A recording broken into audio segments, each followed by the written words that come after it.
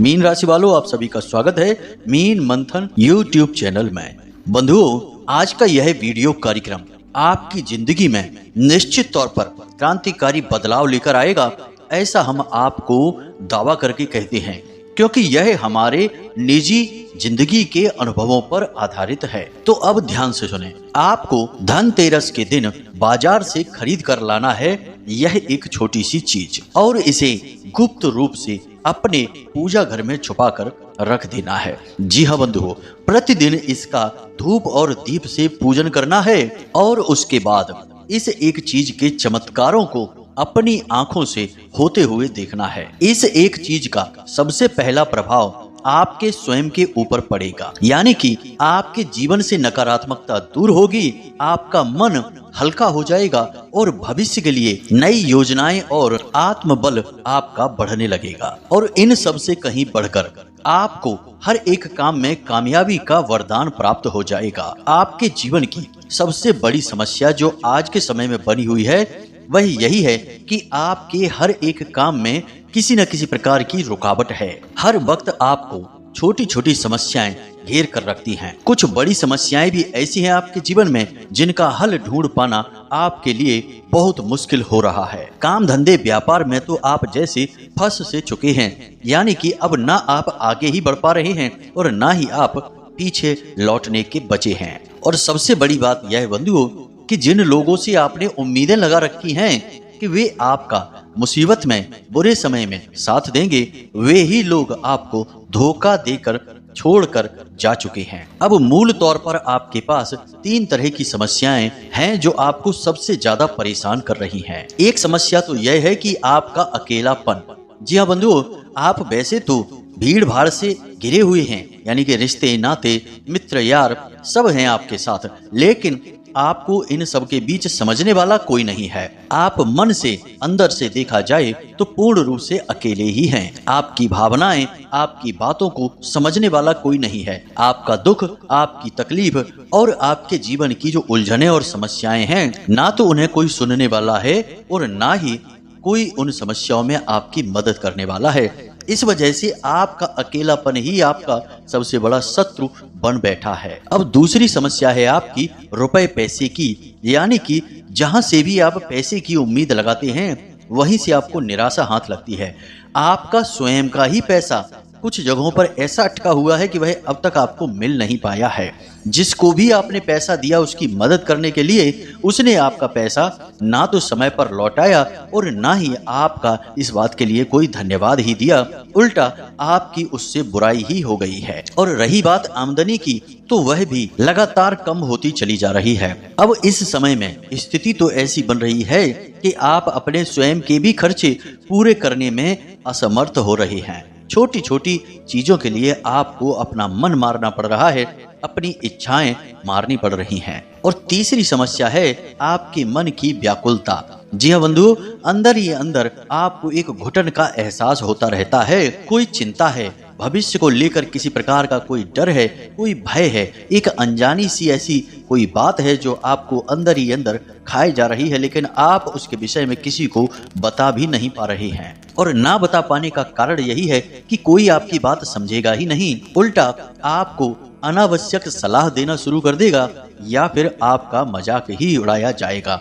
इसी वजह से आप अपने दिल की बात इस समय दिल में रख कर ही बैठे हैं, लेकिन अंदर ही अंदर आपका जो हाल है वह कोई समझने वाला नहीं है। तो इन 3 समस्याओं ने आपको इस समय घेर कर रखा है और सबसे ज्यादा ये ही आपको परेशान कर रही हैं। जी हाँ बंधुओं, तो अब ध्यान से सुनिए, हम जिस एक चीज के बारे में आपको बताने जा रहे हैं उस एक चीज के अंदर इतनी अधिक शक्ति है कि वह आपके जीवन में शुद्ध सकारात्मक ऊर्जा को भर देगी। दुखों का सबसे बड़ा कारण ही होता है नकारात्मक ऊर्जाएं, जो कहीं न कहीं किसी न किसी प्रकार से जीवन में प्रवेश कर जाती हैं और फिर धीरे धीरे इंसान को परेशान करना शुरू करती हैं। लोग इसे समझ ही नहीं पाते हैं और एक समय ऐसा आता है कि जब इंसान पूरी तरह से इन नकारात्मक ऊर्जाओं की चपेट में आ जाता है और फिर दिव्य शक्तियां भी उस इंसान का साथ छोड़कर धीरे धीरे जाने लगती हैं। जी हाँ बंधुओं, यह बहुत ही विकट परिस्थिति है। ऐसी परिस्थिति में इंसान को चाहिए कि वह कुछ भी करे, किसी भी प्रकार से इन नकारात्मक ऊर्जाओं से अपना पीछा छुड़ाए, तभी उसके जीवन में कोई भी क्रिया, कोई भी उपाय प्रभावशाली होगा और उसके जीवन में दिव्य शक्तियों का आगमन होगा। जब तक दिव्य शक्तियों का आगमन जीवन में नहीं होगा, तब तक जीवन में सुख समृद्धि भी नहीं आएगी। इसी प्रकार इंसान तड़प तड़प कर अपना जीवन जीता रहेगा और पूरा जीवन व्याकुलता, कष्ट और परेशानियों में ही गुजार देगा। तो अब आपको अपने जीवन को बदलना है। इसीलिए हम आपसे कहते हैं कि आप इस एक चीज के विषय में संपूर्ण जानकारी को विस्तार से प्राप्त करें। इसके विधि विधान, नियम, संस्कार और सावधानियों को अच्छी तरह से समझें और इसे पूरे मन के साथ, विश्वास के साथ अपने जीवन में प्रयोग करें। फिर जो आपके जीवन में बदलाव आएंगे वे बेहद ही चमत्कारी होंगे। याद रखना कि धनतेरस का दिन कोई साधारण दिवस नहीं है। यह एक ऐसा अद्भुत और चमत्कारी दिवस है जो इंसान के जीवन में बहुत बड़े परिवर्तन ला सकता है, क्योंकि इस दिन भगवान श्री हरि विष्णु के बेहद ही विशेष और अद्भुत शक्तियों से भरपूर अवतार भगवान धन्वंतरी समुद्र से उत्पन्न हुए थे, हाथ में अमृत कलश लेकर। यानी कि यह बहुत ही पवित्र और शक्तिशाली दिवस होता है। तो आपको इस एक दिवस का महत्व समझते हुए इस एक चीज को अपने जीवन में लेकर आना है। अब ऐसे में आपको इस कार्यक्रम को अंत तक अवश्य देखना है, क्योंकि इस कार्यक्रम के अंदर ही वह गुप्त और महाज्ञान है जो आपके जीवन की दशा और दिशा को पूर्ण रूप से बदलने का दम रखता है। हमने तो पूरी मेहनत और प्रयास करके आपको सर्वश्रेष्ठ ज्ञान देने की कोशिश की है और हम गारंटी देते हैं कि इस ज्ञान को प्राप्त करके आपके जीवन में चमत्कार 100% घटित होंगे ही होंगे। अब आपका यह धर्म है, जिम्मेदारी है आपकी कि आप इसे पूरा देखें, तभी हमारी मेहनत सफल होगी और माता रानी के प्रति हमारी भक्ति भी सफल होगी। तो बंधुओं, आपको इस कार्यक्रम को अंत तक देखना है। चलिए माता रानी का नाम लेकर आज के इस विशेष कार्यक्रम की शुरुआत करते हैं। कमेंट बॉक्स में पूरे भक्ति भाव से जय माँ भद्रकाली कृपा करो अवश्य लिख देना, जय माँ लक्ष्मी कृपा करो अवश्य लिख देना। माता रानी आपके ऊपर विशेष कृपा अवश्य ही करेंगी। तो चलिए बंधुओं शुरू करते हैं। अब बंधुओं ध्यान से समझिए, सबसे पहला कार्य धनतेरस से पहले आप यह करिए कि अपने घर में लक्ष्मी कलश की स्थापना अवश्य करिए। लक्ष्मी कलश के बारे में हमने आपको अपने पिछले कुछ कार्यक्रमों में विस्तार से समझाया हुआ है। तो आप यदि हमारे कार्यक्रमों को लगातार देखते हैं तो आपको इसके बारे में अवश्य पता होगा ही। इसी के साथ साथ प्रतिदिन सुबह के समय आपके नजदीक जो भी मंदिर हो, जिस भी देवी देवता का हो, कोई फर्क नहीं पड़ता है, आप उस मंदिर में अवश्य जाइए और उस मंदिर के दान पात्र में कुछ पैसे अवश्य डालना शुरू कर दीजिए। अब इस बात से कोई फर्क नहीं पड़ता है कि आप कितने रुपए पैसे डालते हैं, चाहे 10 रुपए का एक सिक्का डालिए, चाहे 5 रुपए का सिक्का, या फिर आपकी जितनी क्षमता है उतना डालिए। आपका भाव महत्वपूर्ण है, आपके द्वारा दान दी जा रही रकम का यहाँ कोई महत्व नहीं है। तो आप अपना भाव प्रकट करिए, प्रतिदिन एक निश्चित रकम तय करिए और जाकर भगवान के मंदिर में दान पात्र में चुपचाप डालकर चले आइए। धनतेरस के दिन तक इस उपाय को प्रतिदिन करते रहिए और आप चमत्कारी ढंग से देखेंगे कि जैसे ही धनतेरस का समय आएगा, यानी कि दिन आपके पास आएगा, आपके जीवन में आएगा, पैसे की अचानक से आपके जीवन में आवक शुरू हो जाएगी। कहीं ना कहीं से, किसी भी प्रकार से आपके जीवन में पैसा दौड़ा चला आएगा। यानी कि यह पैसे को चुंबक की तरह आकर्षित करने वाला एक शक्तिशाली उपाय है। देखने में बहुत ही सरल है लेकिन बेहद ही शक्तिशाली है। इसी के साथ साथ लक्ष्मी कलश से निकले हुए पानी से रोज सुबह अपने घर के मुख्य दरवाजे का सिंचन करिए और साथ ही साथ गाय के घी का एक दीपक अपने घर के मुख्य दरवाजे पर सुबह और शाम के समय जलाना शुरू कर दीजिए। ये छोटे छोटे उपाय हैं, लेकिन ये छोटे छोटे उपाय दिव्य शक्तियों को बहुत प्रिय हैं। इनसे वे आपके घर में बिना किसी रुकावट के प्रवेश कर जाती हैं। अब हम आपको कुछ ऐसी गलतियों के बारे में भी बता दें जिन्हें आपको भूलकर भी नहीं करना है, क्योंकि इंसान को अच्छी चीजों के बारे में तो आसानी से बताया जा सकता है और उसे पता भी रहता है, लेकिन अपनी बुराइयां, अपनी कमियां लोग कभी देख नहीं पाते हैं और लोग अक्सर दूसरों की कमियां दूसरों को बताते भी नहीं हैं, क्योंकि इससे बुरा लगने का डर रहता है। लेकिन हम आपको आपकी कमियां भी बताएंगे, ताकि आपके जीवन में कहीं कोई नकारात्मकता ना रहे, क्योंकि एक बुराई 100 अच्छाइयों पर हावी हो सकती है। बुराई की यही खूबी है। तो सबसे बड़ी बात ध्यान से सुनिए, 4 ऐसे काम हैं जो आपको धनतेरस से पहले भूल कर भी नहीं करना है। पहला, कि आपको अपने मुख से कोई भी अपशब्द नहीं निकालना है। किसी भी प्रकार की गाली गलौज या कोई भी कठोर शब्द अपने मुख से नहीं निकालना है। अब इससे क्या होता है, आप ध्यान से समझिए। आपकी वाणी का ग्रह बुध है। आप जो भी बोलते हैं वह आपके बुध को उसी प्रकार से आपके लिए प्रभावित करता है। आप यदि प्रिय बोलते हैं, मधुर बोलते हैं, तो आपका बुध मजबूत होता है। और बुध कौन है? आपके काम धंधे, व्यापार और आपकी आमदनी का ग्रह। जी हाँ बंधुओं, तो आपने यदि अपशब्द बोले तो आपका बुध दूषित हो जाएगा, और बुध यदि दूषित हुआ तो फिर निश्चित तौर पर देवी शक्तियां तो नाराज होंगी ही। दूसरी गलती, कि आपको किसी भी प्रकार का नशा, किसी भी प्रकार के मादक पदार्थ का सेवन नहीं करना है। धनतेरस के दिन तक आपको कोई भी ऐसा नशीला पदार्थ नहीं ग्रहण करना है जो आपके जीवन में नकारात्मकता लेकर आए। खास तौर से शराब का सेवन तो भूल कर भी ना करें। एक और गलती, कि लोग स्वयं शराब तो नहीं पीते, लेकिन उनके घर में शराब रखी रहती है। तो ऐसा नहीं करना है। घर एक मंदिर होता है और मंदिर को भी पवित्र रखना बहुत आवश्यक है।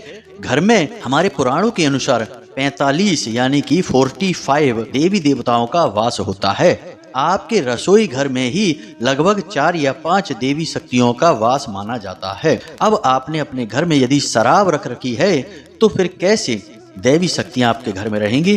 भूत प्रेत तो आपके जीवन में और घर में आएंगे ही। तो आप अपने घर में रखी हुई शराब, मादक पदार्थ निकाल कर बाहर फेंक दें और खुद भी इन्हें ग्रहण ना करें। तीसरी गलती, कि आपके साथ कुछ ऐसे लोग हैं, आपके रिश्तों में, आपके मित्र यारों में ऐसे कुछ लोग हैं जो कि गलत कार्य करते हैं, जैसे जुआ खेलते हैं, उल्टे सीधे तमाम और भी कार्य हैं जो वो करते रहते हैं। आपको उनसे दूर रहना है। उनकी संगत आपको प्रभावित करेगी। याद रखना बंधुओं, कि यदि कोयले की दलाली करेंगे तो हाथ तो काले होंगे ही। यानी कि गलत लोगों की संगत करेंगे तो उनकी नकारात्मकता तो आपको प्रभावित करेगी ही। इसीलिए तो कहा गया है कि संगत ही गुण उपजे और संगत ही गुण जाए। यानी संगत से बहुत गहरा प्रभाव पड़ता है इंसान के जीवन पर।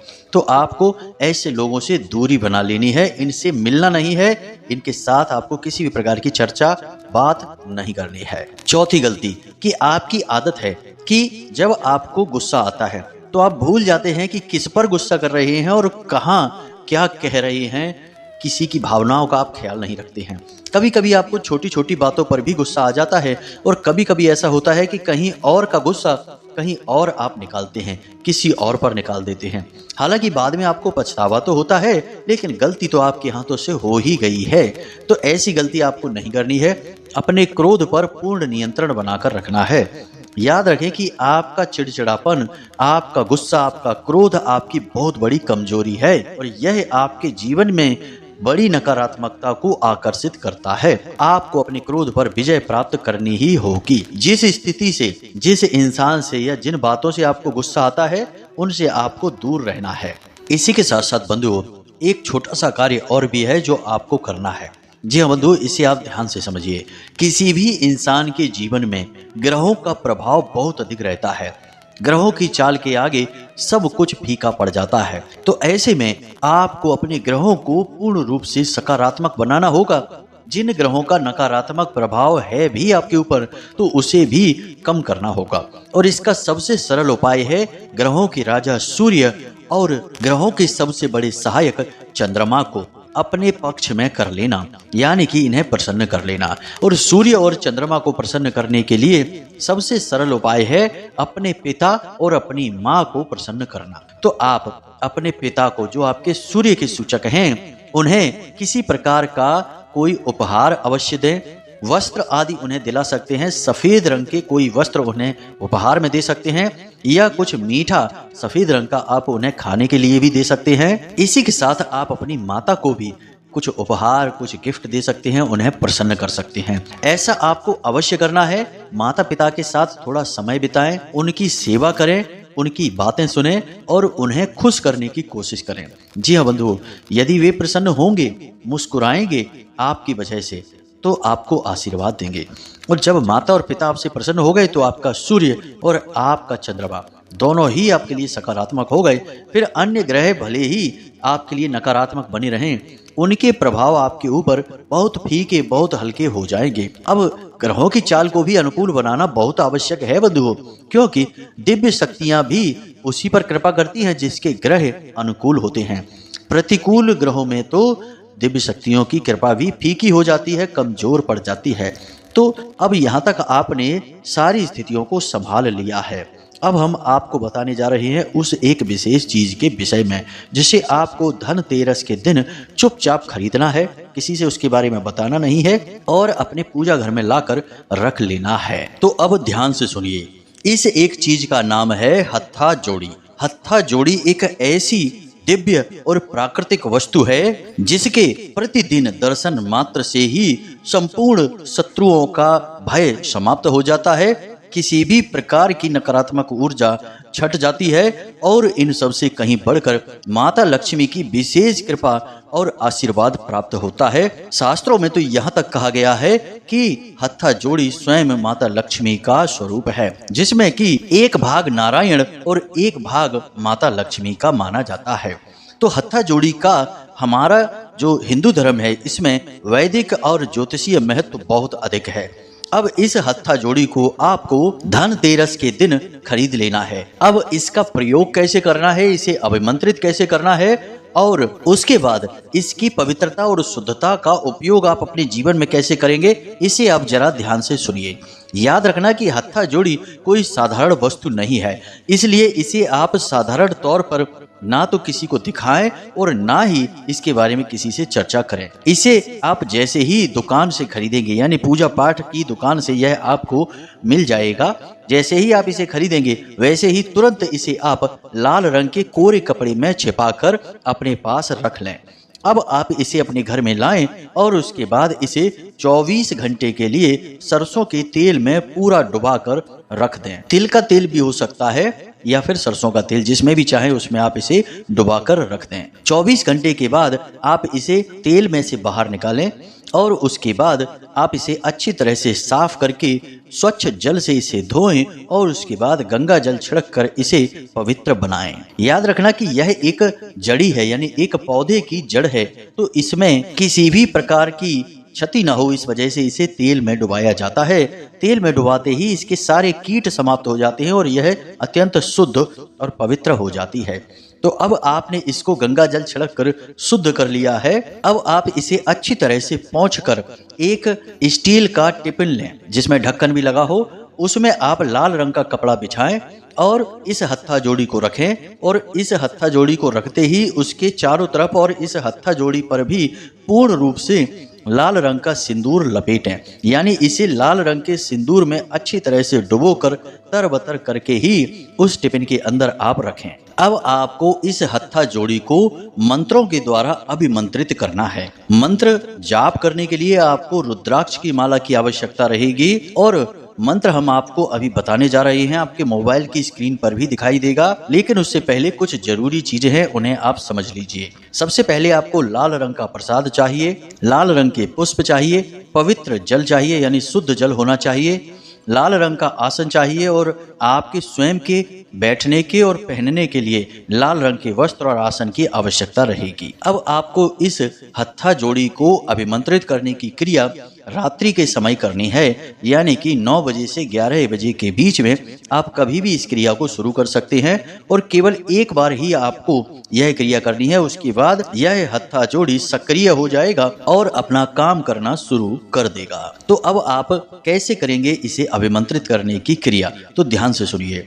रात्रि के समय स्नान आदि करने के बाद पूर्ण पवित्रता के साथ आप अपने पूजा घर में जाएंगे, एक चौकी बिछाएंगे, उस पर लाल वस्त्र बिछाएंगे और उस वस्त्र के ऊपर आप माता के किसी भी स्वरूप की फोटो रख सकते हैं, चाहे माता काली हैं, माँ बगलामुखी हैं, माता लक्ष्मी हैं, कोई भी हैं, माता का कोई भी स्वरूप आप रख लेंगे। उसके बाद टिफिन में आपने जो हत्था जोड़ी रख रखा है उसे माता के चरणों में रखेंगे, फिर माता का पूजन करेंगे, यानी पुष्प चढ़ाएंगे, धूप दीप नैवेद्य माता को समर्पित करेंगे। उसके बाद हत्था जोड़ी का भी पूजन करेंगे, यानी कि धूप दीप नैवेद्य हत्था जोड़ी को भी समर्पित करेंगे। इसके बाद हाथ में थोड़ा सा जल, एक लाल पुष्प और थोड़े से चावल लेकर मन में संकल्प करेंगे। माता रानी से कहेंगे कि हे माता रानी, हम आपके नाम से इस हत्था जोड़ी को अभिमंत्रित कर रहे हैं और हम 11 माला इस मंत्र का जाप करने का संकल्प लेते हैं और हम चाहते हैं कि आप हमारे संकल्प को पूर्ण करें और स्वयं आप इस हत्था जोड़ी के रूप में हमारे पूजा घर में विराजमान हो जाएं। जी वधु, और इस प्रकार से आपको संकल्प करना है, अपना नाम लेना है, अपना गोत्र, अपना स्थान, इनका भी प्रयोग करना है। पहले आप अपना नाम बोलें, अपना गोत्र, अपना स्थान, अपने पिता का नाम, उसके बाद आप यह संकल्प बोलें और जल को जमीन पर छोड़ दें, पुष्प को भी जमीन पर छोड़ दें। यह आपका संकल्प हो गया। अब आपको रुद्राक्ष की माला से इस मंत्र का जाप करना है। 11 माला जाप करनी है। मंत्र बहुत छोटा है, ध्यान से सुने और मोबाइल की स्क्रीन को भी देखें। मंत्र है ओम किली किली स्वाहा। एक बार फिर से सुने, ओम किली किली स्वाहा। बस इतना सा मंत्र है। आप इसका 11 माला जाप करें। हमारे हिसाब से लगभग पौने घंटे में आपका यह जाप पूर्ण हो जाएगा। उसके बाद आप एक छोटा सा हवन भी कर सकते हैं, जिसमें आप 1 माला जाप कर सकते हैं। हवन करने से आपकी यह क्रिया पूर्ण हो जाएगी। कोई भी माला जाप की क्रिया बिना हवन और आहुति के पूर्ण नहीं मानी जाती है, अपूर्ण रहती है।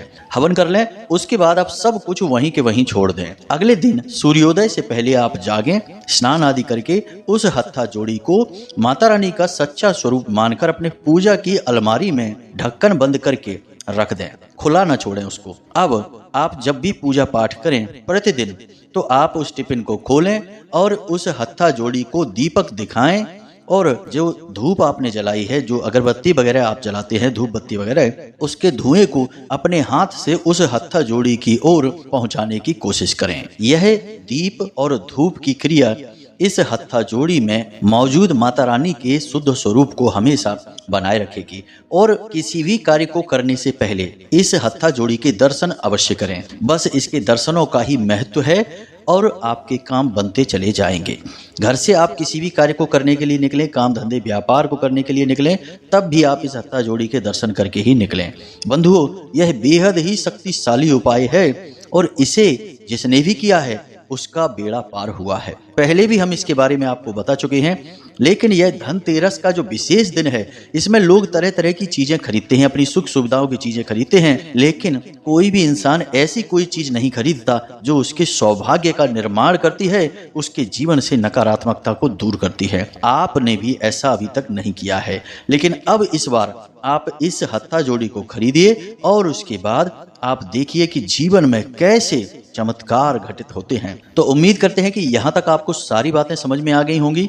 माता रानी भी आपकी सहायक होंगी, आपके सारे कार्य निर्विघ्न पूर्ण हो जाएंगे। इसी के साथ साथ आज के इस कार्यक्रम को समाप्त करते हैं। कोई भी यदि प्रश्न उठे तो आप कमेंट करके पूछें या व्हाट्सएप नंबर पर मैसेज करके पूछें। समय मिलने पर हम आपके प्रश्नों के जवाब आपको अवश्य देंगे। इसी के साथ साथ हमेशा हंसते रहिए, मुस्कुराते रहिए, सकारात्मक रहिए और दिन में एक बार मंदिर अवश्य हो आइए, क्योंकि आपका उद्धार उन्हीं की कृपा से होना है। मिलते हैं अगले ज्ञानवर्धक कार्यक्रम में, तब तक के लिए धन्यवाद। प्रेम से बोलिए जय माई की, जय मां भद्रकाली। माता रानी आपका कल्याण करेंगी। धन्यवाद।